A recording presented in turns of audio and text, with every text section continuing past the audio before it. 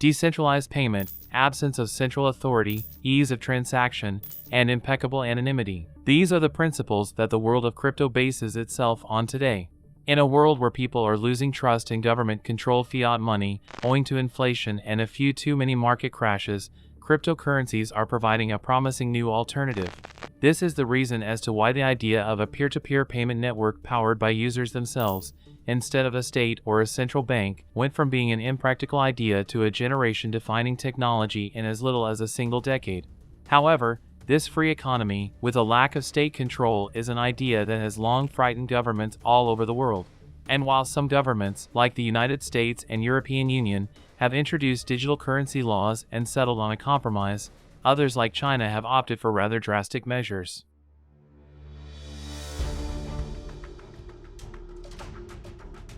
When China enforced a country-wide crackdown on cryptocurrencies a couple years back, the crypto world erupted into chaos.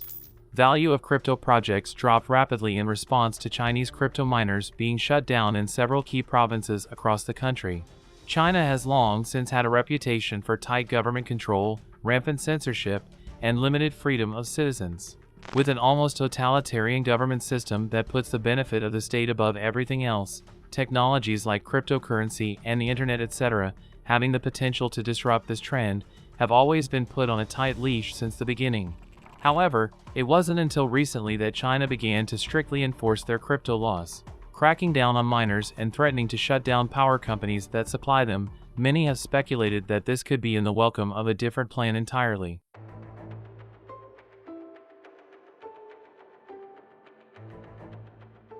Now that cryptos like Bitcoin and Ethereum are slowly being pushed out of the frame, China is instead aggressively pushing its own state-backed cryptocurrency, the digital yuan, on its people. This crypto isn't run on a user-owned peer-to-peer network but instead is centrally controlled by their central bank. Already acquiring the status of legal tender, digital yuan is now accepted as a method of payment in all first-tier banks across the country, with zero transaction fees and support on nearly all major payment platforms within China. But let's first take a look at what this digital yuan is. The digital yuan is a central bank digital currency, also known as cbdc. Central bank digital currencies are digital tokens that are directly issued by a central bank, and they are usually secured on the country's original currency. This digital currency issued by a country's central bank will have the same value as the physical currency and can be used for transactions.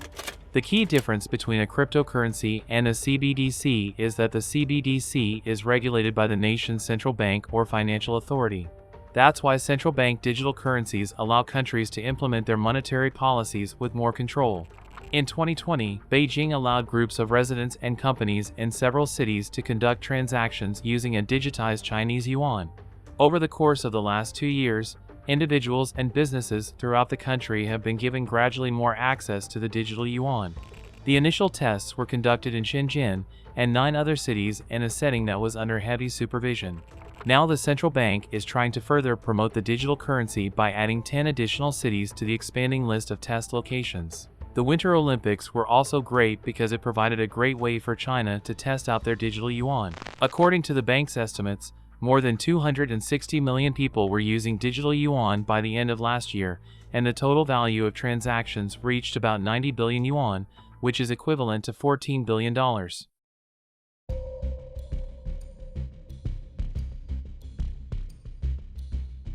China is notorious for its data privacy regulations. The government in Beijing very closely tracks online activities and is in control of many aspects of the tech world in China.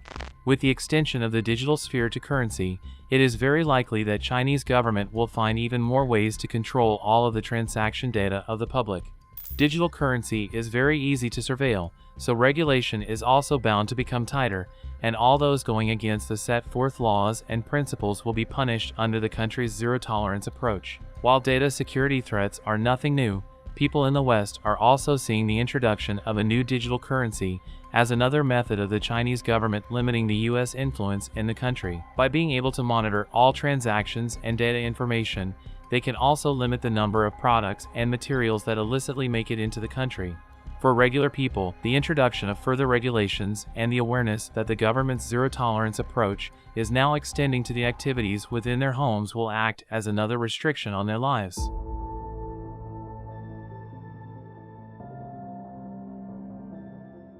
Glancing at a larger picture, this alarming trend of attempting to centralize digital currencies poses a danger to the essence of the cryptocurrency revolution itself.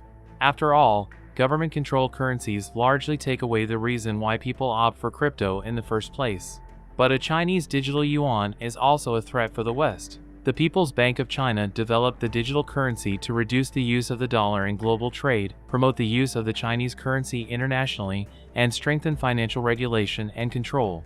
Beijing has long been frustrated by the dominance of the US dollar in global trade and finance, but this would give China more economic and financial power and allow it to shape global norms and rules around the internet, data security, and digital payments. The United States is fully aware of this, and they are making their own moves.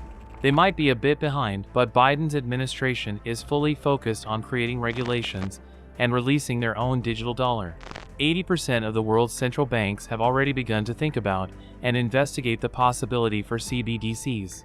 Following these developments, the danger of centrally controlled crypto being forced down everyone's throats suddenly seems to be very real. The future of crypto itself seems to be at stake now, as countries around the world are starting to take note and follow similar patterns in their own affairs. As a result of this, the public will suffer. Governments will have a significant amount of control over their population's spendings.